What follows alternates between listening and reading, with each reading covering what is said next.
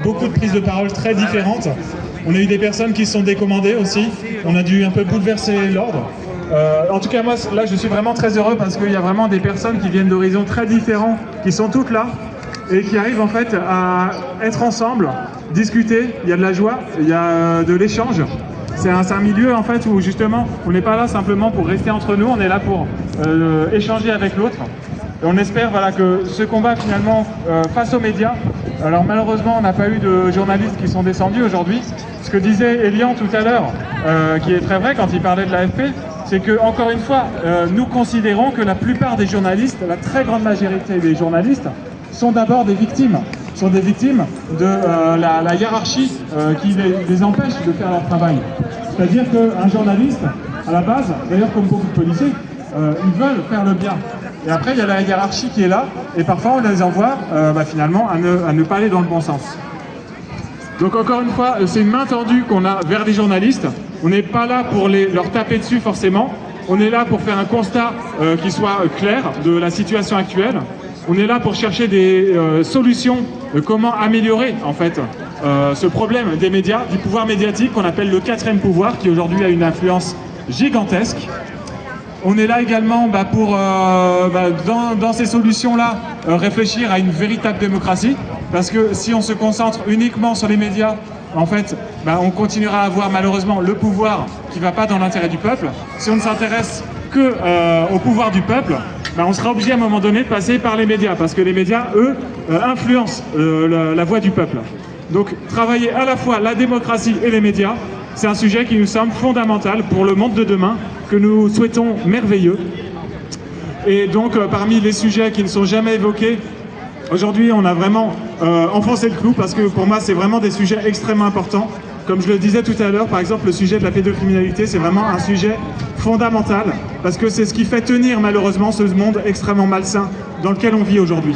C'est aujourd'hui, en fait, on a tant de dirigeants, que ce soit des dirigeants politiques, des journalistes, mais aussi des hommes de pouvoir économique, donc des patrons de grandes entreprises, de multinationales, qui sont toutes prises en fait dans qui fonctionnent comme ceci. C'est aussi parce qu'elles sont tenues par des dossiers extrêmement terribles qui font intervenir des enfants et sur lesquels il y a une violence monstrueuse que aucun être humain ne devrait être confronté à ça, ne devrait le comprendre.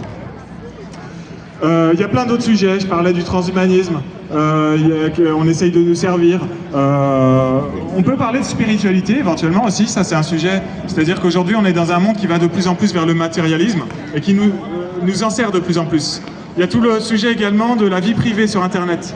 Là on voit qu'il y a une volonté justement de contraindre la liberté d'expression sur Internet, parce que vu que les médias, les grands médias actuels ne font pas leur travail, il y a de plus en plus de citoyens qui font du journalisme citoyen. Et ça commence à faire de plus en plus de bruit, et donc il y a une volonté de cadenasser tout ça. Sauf que en face, même si eux, ils ont des millions, ils ont des milliards d'euros, de dollars, c'est international. Nous, on a la liberté. On a la liberté de pouvoir s'exprimer actuellement. Et quand je dis la liberté, évidemment, on utilise les canaux, mais c'est aussi la liberté de parler à la personne qui est à côté de vous. Et ça, par capillarité, ça peut se diffuser. Mais on a aussi la vérité qui est avec nous. C'est-à-dire que en face, ils auront beau avoir beaucoup d'argent, au bout d'un moment, la vérité, ça sera de plus en plus difficile à contraindre. Donc cette liberté plus cette vérité fait que finalement, le peuple sera de plus en plus au courant de ce qui se passe et sera de moins en moins manipulé par ces grands médias.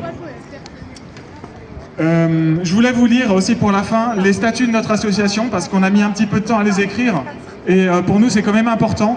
Je vais vous les lire, comme ça sera vraiment clair. Et donc c'est présent sur le site internet également de Vigimedia si vous souhaitez les retrouver.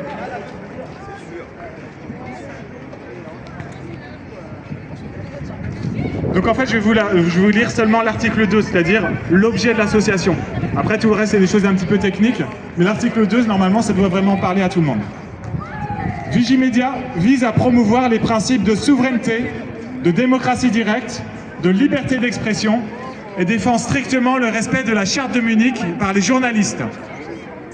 Vigimedia insiste sur le fait que la liberté d'expression suppose la médiatisation des opinions contradictoires et le pluralisme de ces derniers. L'association défend notamment le droit public à une information factuelle, complète, libre, indépendante et le pluralisme. Vigimedia organise des rassemblements et actions afin de sensibiliser le public sur l'influence des instances de pouvoir sur la liberté d'expression. Dans ce cadre de ces événements, Vigimedia peut faire usage de différentes formes d'expression artistique. L'association publie également des informations en ligne. Par ailleurs, Vigimedia se réserve le droit de se constituer partie civile contre tous les délits de presse, quels qu'en soient leurs moyens de diffusion. L'association s'autorise également à saisir la justice contre toute forme d'apologie du crime contre l'humanité, tel que défini par les articles 24 de la loi du 29 juillet 1880 sur la liberté de la presse, ou l'article 211.2 du Code pénal sur les crimes contre l'humanité. De façon générale, Vigimedia observe, recense et dénonce les différentes formes d'ingénierie sociale, c'est-à-dire l'influence subreptice et déloyale de l'opinion publique, utilisée par les instances de pouvoir via différents moyens techniques de manipulation et de pratiques relevant entre autres de la propagande et des neurosciences. Donc ça, c'est notre article 2 de Vigimedia qui décrit notre action.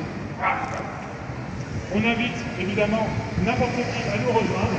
Nous sommes une association politique dans le sens où on s'intéresse finalement à la vie de chacun de nos concitoyens, mais nous ne sommes pas une association partisane. C'est-à-dire que nous considérons que les partis politiques sont plus là pour diviser que pour rassembler. Et aujourd'hui, on peut chacun avoir son propre avis sur les partis politiques, c'est-à-dire trouver certains discours intéressants, d'autres moins, ou finalement de tous les rejeter. On est tous là ensemble et on est tous là pour une recherche de la vérité. Donc je vous remercie tous d'être venus parce que finalement c'est la présence physique est quelque chose d'extrêmement important. Dans un monde qui se numérise de plus en plus, c'est important de garder ce contact physique, c'est-à-dire de se voir, de se sourire, de se toucher, de ressentir finalement ce qu'on ne peut pas ressentir par des flux d'octets des flux de bits et d'octets qui passent par les réseaux. Se voir pour de vrai, c'est un échelle supplémentaire qui existe. Et c'est aussi se dire, à cette date-là, moi j'étais physiquement ici. Sur Internet, on peut être à plein d'endroits en même temps. Dans la réalité, on est à un seul endroit à un moment donné. Être tous ensemble à un moment donné, ici, ça veut dire qu'on fait corps et qu'on est d'accord finalement sur le principal. Donc merci à tous pour votre présence. Vigimedia fera a priori sa prochaine manifestation dans 2 mois. On a ralenti le rythme, autrefois on faisait tous les premiers samedis du mois. C'est un petit peu fatigant, on reste une petite équipe de bénévoles, on le rappelle. Et donc, a priori, normalement, ça sera début novembre. Vous serez tous les bienvenus et on essaiera de nouveau de faire différentes invitations parce que, comme vous l'avez vu, là c'était extrêmement riche en informations avec un discours qui reflète le pluralisme. Merci à tous.